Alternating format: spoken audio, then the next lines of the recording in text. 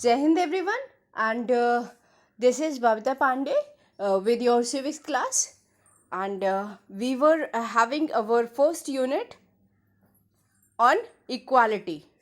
Okay, so in our last class we studied about the example. और इस example में क्या चल रहा था कि एक हाउस हेल्प है, यानी घर में काम करने वाली एक नीड है जो कि वोट देने जाती है और वो वहाँ पर देखती है कि उसके साथ उसी लाइन में उसके पीछे वो लोग भी लगे हुए थे जिनके यहाँ पर वो काम करती है। ये देखकर उसको बड़ा अच्छा लगता है एंड शी फील्स लाइक कि उसकी कंट्री में बहुत अच्छा सिस्टम है जहाँ पर सभी लोग बराबर यानी इक्वली ट्रीट किए जाते हैं। ठीक है, बट उसी शाम को जब वो अपनी बेटी को हॉस्पिटल लेकर जाती है तो वो क्या देखती है कि उसे बहुत देर तक लाइन में लगे रहना पड़ता है और जिस लाइन में लगे हुए उसके माइंड में ये ख्याल आता है कि ये इक्वालिटी नहीं है जहाँ पर उसे वेट करना पड़ रहा है just because she is poor. ठीक, क्वेश्चन में यहाँ पर ये पूछा गया है कि क्या ये सही है, क्या जो कांता की जो फीलिंग थी कि ये रियल इक्वालिटी नहीं है, क्या ये सही है या नहीं। और ये मैंने आपको होमवर्क दिया था। ठीक है, इसके अलावा हमने एक कॉन्सेप्ट पढ़ा, इक्वल राइट टू वोट। कोई भी डेमोक्रेटिक कंट्री जहाँ पर डेमोक्रेसी चलती है, जहाँ की गवर्निंग फॉर्म जो है वो डेमोक्रेटिक है, वहाँ पर सभी नागरिकों को, all the citizens are given the right to vote as per the universal adult franchise. ठीक है, और ये यूनिवर्सल एडल्ट फ्रेंचाइजी क्या होती है ये भी मैंने आपको बताया था। Universal adult franchise means giving the right to vote to every adult citizen who is above 18 years of as.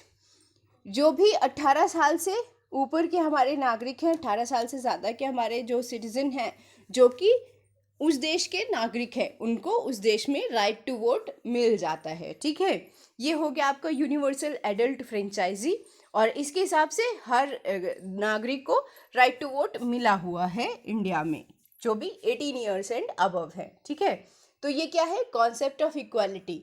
वो किसी भी धर्म के हों, डजेंट मैटर वो रिच हैं या पुअर हैं, मेल हैं या फीमेल हैं, अपर कास्ट हैं लोअर कास्ट हैं, सबको equally right to vote after attaining the age of 18 years मिल जाता है। ठीक, सेकेंड एग्जाम्पल आपको दिया हुआ है इक्वालिटी के कॉन्सेप्ट से related from the famous writer's autobiography. और ये कौन थे, he was Om Prakash Valmiki. Om Prakash Valmiki is a famous Dalit writer. Dalit means the people who belong to scheduled caste. ठीक है, तो ये ऐसे ही शेड्यूल कास्ट कैटेगरी के लोग थे, मतलब पर्सन थे जो कि फेमस राइटर बने बाद में। और इन्होंने अपनी ऑटोबायोग्राफी मीन्स अपनी आत्मकथा लिखी बुक में जो कि थी जूठन, ये बुक का नाम था। ठीक है, जिसमें उन्होंने अपनी आत्मकथा लिखी, अपनी लाइफ के बारे में लिखा, अपनी लाइफ के एक्सपीरियंसेस के बारे में लिखा कि being a schedule caste person बचपन से ही किस तरह से उनको सोसाइटी में डिस्क्रिमिनेशन फेस करना पड़ा। Okay, now before telling you about the story, I want to ask and I hope that you people have completed that. I have given you homework in my last video that you have to read this about this story. ठीक है, और आज हम उस story के बारे में पढ़ते हैं थोड़ा सा। क्या है स्टोरी का एक इंसिडेंट यहाँ पर आपको हाईलाइट किया गया है, और वो इंसिडेंट क्या है कि यहाँ पर अपनी ऑटोबायोग्राफी में उन्होंने लिखा है I had to sit away from the others in the class. यानी वो एक बच्चे के तौर पर अपना एक्सपीरियंस बता रहे हैं कि मुझे जब मैं क्लास 4th में पढ़ता था तो मुझे दूसरों से अलग बैठना पड़ता था, उसी क्लासरूम में दूसरों से अलग बैठना पड़ता था, सबसे पीछे में बैठता था और जहाँ मैं बैठता था वहाँ तक पहुँचते पहुँचते जो क्लासरूम की मैट है वो ख़त्म हो जाती थी। मीन्स सारे बच्चे जो है वो मैट पर बैठते थे and he was the only student जो कि बिना मैट के सिर्फ फर्श पर बैठता था और सबसे पीछे बैठता था, ठीक है। कई बार उसको क्लास में एकदम अलग बिठा दिया जाता था दरवाजे के पास, और कई बार सबसे पीछे एकदम किनारे बिठा दिया जाता था, ठीक है। कोई भी, इवन द स्टूडेंट्स, कोई भी टीचर या हेडमास्टर, कोई भी आकर उसको बिना रीज़न के मार देते थे, मार सकते थे, और कोई भी आकर उनको कुछ भी बोलकर, इंसल्टिंग वर्ड्स बोलकर चला जाता था। It was his life as a student. और यू कैन इमेजिन, अगर क्लास में आपके साथ ऐसा बिहेवियर हो तो आपको कैसा लगेगा, how disrespected you will feel as a student, ठीक। और क्या इस कंडीशन में किसी छोटे बच्चे के पास में, ये तो क्लास 4th का इंसिडेंट है, फॉर श्योर क्लास 1 में या जो लोअर क्लासेस हैं, क्लास 1 हो गया, 2 हो गया, इसमें भी उनके साथ सेम काइंड ऑफ बिहेवियर किया जाता रहा होगा, ठीक है। तो इस तरह से अगर किसी बच्चे को ट्रीट किया जाए तो क्या उस बच्चे में एक सेल्फ कॉन्फिडेंस की फीलिंग आएगी? ऐसा नहीं हो सकता, ठीक है। आप लोग कॉन्फिडेंट हैं, आप लोगों को अगर क्लासरूम में आप जाते हैं और कोई एक दूसरा बच्चा मना कर देता है that you can not sit here on the first bench और ऑन द सेकेंड बेंच, जहाँ पर भी आप बैठना चाह रहे हो, then you starts arguing with the student. आप उस बच्चे के साथ में बहस करना शुरू कर देते हैं, and if the matter raises up, तो आप ये डिस्प्यूट जो है क्लास टीचर के पास तक भी ले जाते हो। लेकिन just imagine about the situation कि क्या होता अगर आप एज ए स्टूडेंट, आपको बिल्कुल ही अधिकार ही नहीं होता कि आप ये बोल सको किसी भी दूसरे बच्चे के अगेंस्ट, और आपको सबसे पीछे क्लास में सबसे किनारे बैठा दिया जाए, तो क्या आप जो आज जितने सेल्फ कॉन्फिडेंट हैं, क्या उतना कॉन्फिडेंस आपके अंदर डेवलप होता? नहीं हो सकता था, ठीक है। तो इस तरह से he was also a student जिसको कि डिस्क्रिमिनेट किया जाता था, क्लास में सबसे सेग्रीगेट करके सबसे किनारे बिठाया जाता था। और एक बार ये चीज़ जो है वो बहुत ज़्यादा बढ़ गई। कैसे? जब एक बार उनको दिया गया, क्या काम दिया गया था उनको, that he has to clean the whole playground, ठीक है। उनको कहा गया था एज ए स्टूडेंट, उनके हेडमास्टर ने आकर उनको ये टास्क दिया था that he has to clean the whole playground, पूरा प्लेग्राउंड उसे साफ़ करना था उस बच्चे को, और इसके अलावा सारे क्लासरूम्स में भी झाड़ू लगानी थी। Now here it is mention that it was too big to handled by my physique, यानी क्लास 4th का एक बच्चा, सोचे कितना छोटा होगा, और उसके लेवल की बात नहीं थी कि वो बेचारा बच्चा पूरे प्लेग्राउंड में झाड़ू लगाए। फिर भी उस बच्चे के पास कोई और ऑप्शन नहीं था, ही डिड दैट, उसने किया, ठीक है। और झाड़ू लगाते लगाते उनका पूरा फेस जो था वो डस्ट से कवर्ड हो गया, and he was not allowed to rest for a minute also, मतलब उनको पानी पीने तक की परमिशन नहीं थी, और पूरा दिन उनको सिर्फ यही काम करना होता था, ठीक। और ये चीज़ कंटिन्यूड रही आगे कुछ दिनों तक। Every day he has to come and he has to clean the classroom and playground, ठीक। और इस तरह से कब तक चलता रहा? जब तक कि एक दिन ओम प्रकाश, जो कि राइटर हैं इस बुक के, उनके फादर वहाँ सामने से जा रहे थे और उन्होंने ये देखा कि उनका बेटा जो है वो प्लेग्राउंड में झाड़ू लगा रहा है, ठीक है। देन ही केम, और उन्होंने सारे टीचर्स को अलॉन्ग विद दैट हेडमास्टर, उन हेडमास्टर के साथ में उन्होंने सारे टीचर्स को बहुत बोला, बहुत बुरा भला कहा। और उसके बाद उन्होंने कहा हेडमास्टर से कि मैं आप लोगों को सिर्फ इसलिए छोड़ रहा हूँ कि आप लोग शिक्षक हैं, आप लोग टीचर हैं, आपकी रिस्पेक्ट करते हैं हम लोग, इसलिए हम आपको छोड़ रहे हैं। लेकिन ये याद रखिएगा कि ये से मतलब उस बच्चे से, ये यहीं रहेगा, यहीं पढ़ेगा, और सिर्फ यही नहीं, इसके पीछे और बहुत से बच्चे आएंगे। इट वॉज लाइक कि हम ये डिस्क्रिमिनेशन बर्दाश्त नहीं करेंगे और हम इक्वल राइट के लिए आगे स्ट्रगल करेंगे, ठीक है। तो ये एक इंसिडेंट हुआ जहाँ पर कास्ट के बेसिस पर हमने इक्वली ट्रीट नहीं किया सोसाइटी में लोगों को, और उनको अलग रहने पर बाउंड किया, जिससे उनकी सेल्फ रेस्पेक्ट क्या होती है, हार्म होती है, उनकी डिसरिस्पेक्ट होता है, उनका अपमान होता है, ठीक है। इसी तरह से सेकंड स्टोरी अगेन एक दूसरे इंसिडेंट पर बेस्ड है, और ये इंसिडेंट क्या था, एक हस्बैंड और वाइफ थे whose name was Mr and Mrs Ansari, ठीक है, फॉर श्योर नेम से क्लियर है, देवर मुस्लिम्स। और वो लोग जाते हैं किसी इंडिया के ही किसी पार्ट में, yes, India's largest city and is most common practice in most part of the country. It is a story about Mr. and Mrs. Ansari who were looking to rent an apartment in the city. ठीक है, भारत के ही किसी बड़े शहर की कहानी है, यहाँ पर सिटी का नाम नहीं मेंशन है। और मिस्टर और मिसेस अंसारी जो है वो उस बड़े शहर में जाकर किराए पर एक घर लेना चाहते हैं ताकि वो उसमें रह सकें और वहाँ उस शहर में सेटल हो सकें, ठीक है। पैसे की उनके पास कोई प्रॉब्लम नहीं थे, देवर एबल टू पे द रेंट, वो रेंट दे सकते थे आराम से, इसकी कोई प्रॉब्लम उन्हें नहीं थी।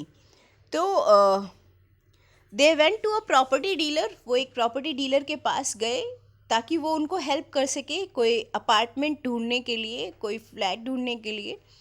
डीलर जो था वो कुछ अपार्टमेंट्स जो कि खाली थे वो जानता था और वो वहाँ पर उनको लेकर गया मिस्टर और मिसेस अंसारी को। तो फर्स्ट जो फ्लैट था, फर्स्ट अपार्टमेंट जो था जो खाली था, जिसको डीलर प्रॉपर्टी डीलर दिखाने ले गया, ठीक, वो ही उनको मिस्टर और मिसेस अंसारी को बहुत पसंद आया और उन्होंने डिसाइड कर लिया कि हम लोग इसी फ्लैट को रेंट पर लेंगे, ठीक है। सारी बातें फाइनल होने के बाद जब जो वहाँ की जो मकान मालिकिन थी उन्होंने जब नाम पूछा एंड दे टोल्ड कि मिस्टर और मिसेस अंसारी, तो अचानक से वो लैंडलेडी जो थी उन्होंने एक एक्सक्यूज़ बनाया कि हमारी बिल्डिंग में, हमारे इस बिल्डिंग में कोई भी नॉन वेजिटेरियन पर्सन नहीं है और आप लोग मीट वगैरह खाएंगे तो it will not be allowed. मतलब दूसरे जो नेबरिंग जो लोग हैं, क्योंकि वो लोग नॉन वेजिटेरियन नहीं हैं, वो लोग प्योर वेजिटेरियन हैं, तो उन्हें अच्छा नहीं लगेगा और वो ऑब्जेक्शन करेंगे, इसलिए वो ये फ्लैट उनको नहीं दे सकती, ठीक है।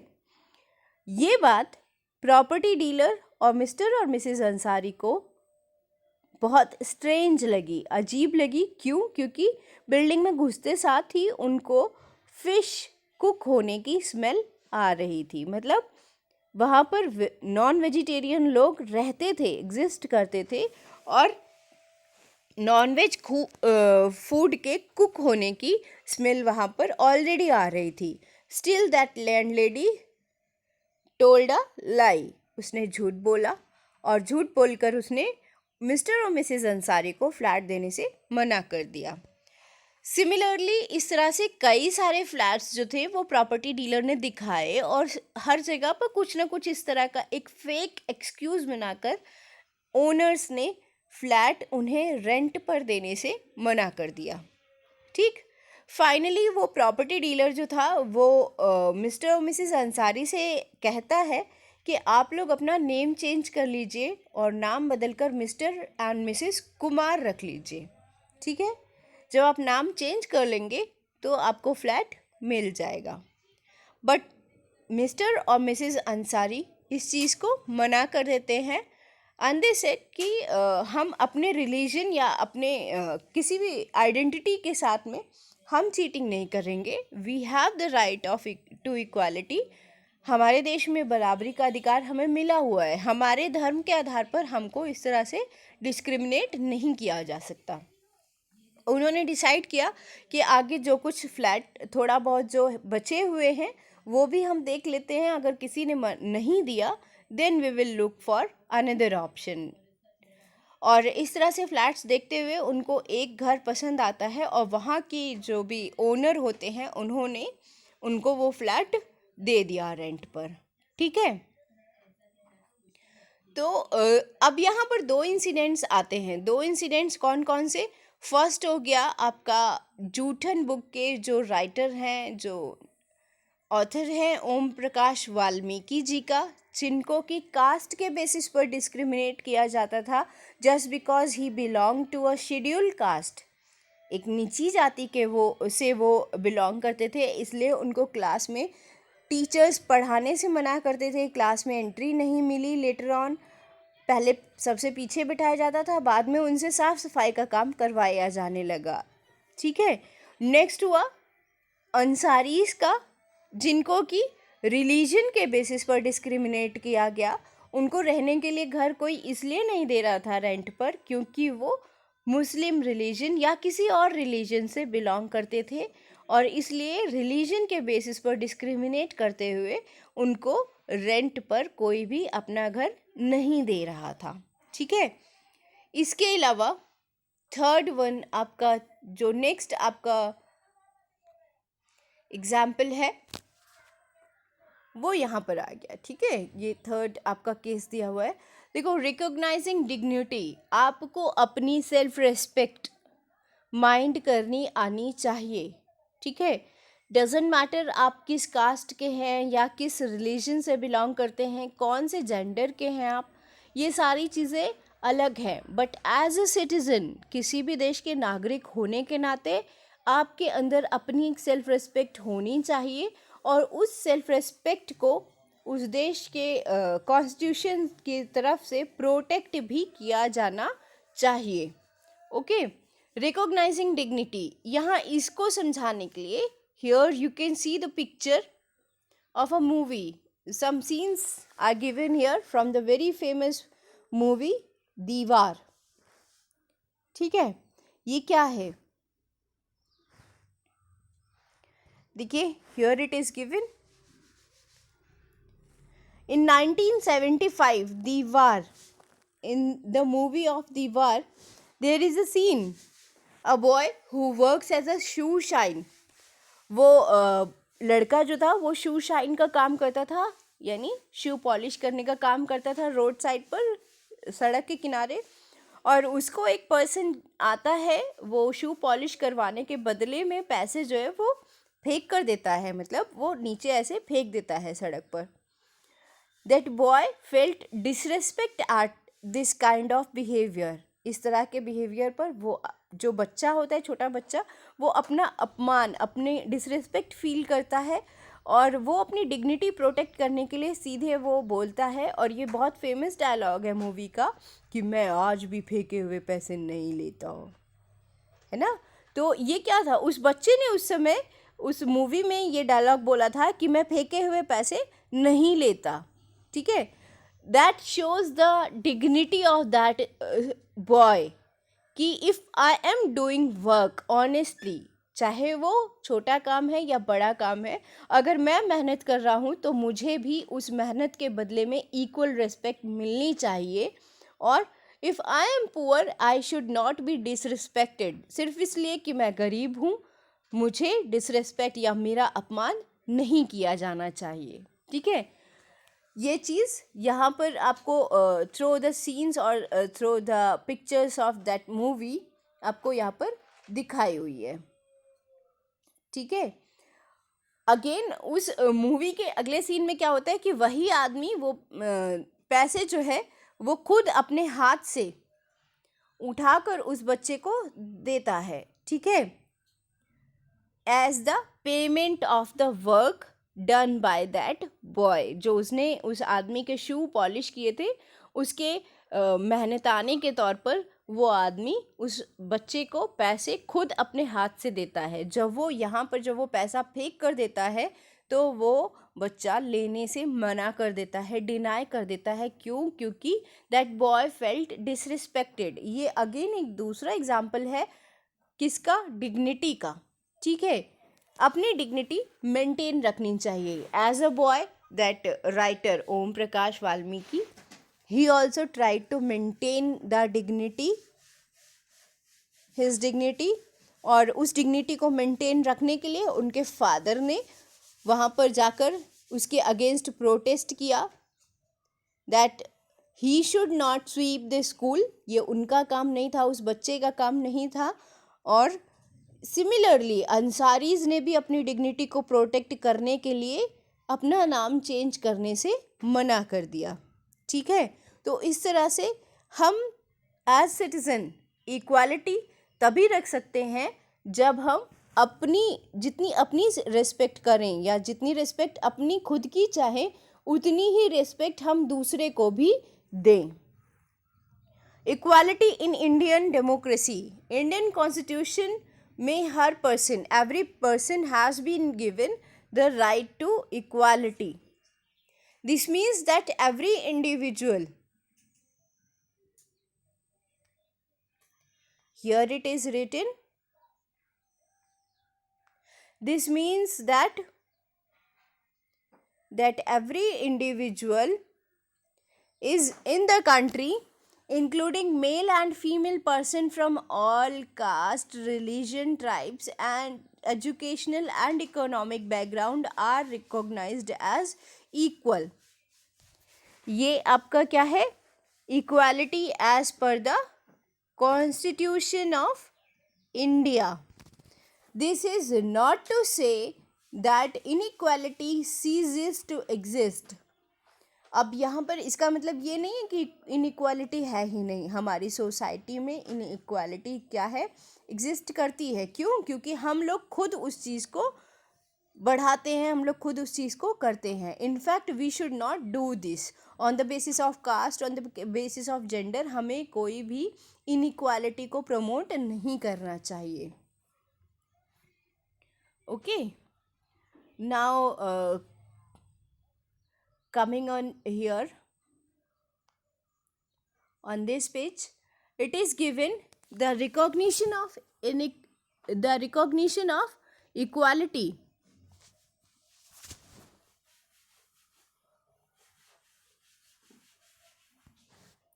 The recognition of equality includes some of the following provision in the Constitution. First, that every person is equal before the law. Okay, that means no person can be discriminated on the basis of their religion, caste, creed, place or of birth, or whether they are female or male. Third, every person has access to all public places including playground, hotels, shop, market and etc. Okay, so these are some basic concepts or some basic rights of equality. Next, fourth one, untouchability has been abolished. Untouchability जो कि ओम प्रकाश वाल्मीकि जी के case में हुई थी, वो untouchability को अब पूरी तरह से इलीगल यानी band by the law abolished कर दिया गया है. ठीक है, किस तरह से गवर्नमेंट ने ट्राई किया है इक्वालिटी इम्प्लीमेंट करने का? The two ways in which the government has tried to implement the equality that is guaranteed in the constitution is first through law and second through government programs or schemes to help disadvantaged communities. यानी दो तरह से सरकार ने कोशिश की है कि वो इक्वालिटी के कॉन्सेप्ट को ला सके हमारी सोसाइटी में और इनइक्वालिटी या डिस्क्रिमिनेशन को ख़त्म कर सके. एज पर द कॉन्स्टिट्यूशन जो लॉ बनाए गए हैं, जैसा हमारे फंडामेंटल राइट्स में राइट टू इक्वालिटी का राइट हर सिटीजन को दिया गया है, तो कानून बनाकर पहला हो गया, और दूसरा हो गया अलग अलग वेलफेयर प्रोग्राम या स्कीम्स चलाकर. ठीक है, जो बैकवर्ड सेक्शन ऑफ सोसाइटी हैं, जो कि पिछड़े हुए सेक्शंस हैं या कम्युनिटीज़ हैं, उनके लिए कुछ वेलफेयर स्कीम्स चलाकर गवर्नमेंट ने कोशिश की है कि उनको इक्वली ट्रीट किया जा सके. ओके, सो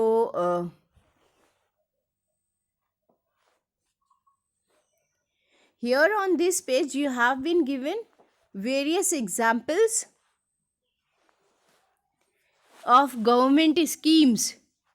वो गवर्नमेंट स्कीम्स जो कि सरकार की तरफ से चलाई गई हैं ताकि इक्वालिटी को प्रमोट किया जा सके सोसाइटी में. And this is your homework for today. What is that? First question here it is given, what is mid day meal programme? Can you list 3 benefits of the program? How do you think this program might help promote greater equality? ये आपका homework है आज का, ठीक है। 3 question included हैं इसमें। पहला हो गया मिड डे मील प्रोग्राम क्या है, दूसरा मिड डे मील प्रोग्राम के 3 बेनिफिट आपको लिखने हैं, and the next one, how do you think this programme might help promote greater equality. और आपको कैसे लगता है कि ये प्रोग्राम जो है वो इक्वालिटी प्रमोट करने में हेल्प करेगा, ठीक है।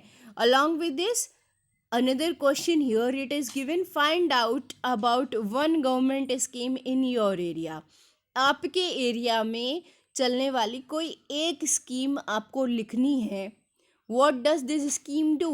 और ये स्कीम क्या है, क्या करती है ये scheme. Whom is this scheme set up to benefit? और इस स्कीम के थ्रू किसको बेनिफिट मिलेगा, किसके बेनिफिट के लिए ये स्कीम चलाई गई है। ये दोनों क्वेश्चन आपके क्या है, होमवर्क है आज की क्लास के, and this you have to write down in your notebook. That's all, thank you.